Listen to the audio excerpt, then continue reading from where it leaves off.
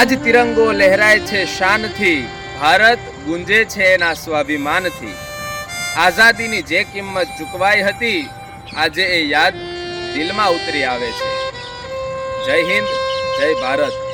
તારીખ 26 જાન્યુઆરી 1950 એ દિવસે આપણા ભારતનું બંધારણ અમલમાં આવ્યું હતું। ત્યારથી આપણો દેશ ગણતંત્ર બન્યો હતો।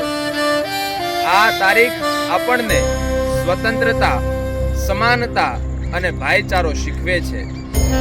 આ દિવસ એ ભારતવાસીઓ માટે ખૂબ જ ખાસ દિવસ છે। દેશભક્તિ એ માત્ર એક શબ્દ નથી, પરંતુ લાગણી છે કે જે તિરંગાને જોઈને હૃદય ધબકાવી દે છે। રાષ્ટ્રગાન સાંભળતા જ આંખમાં ગર્વના આંસુ લાવી દે છે।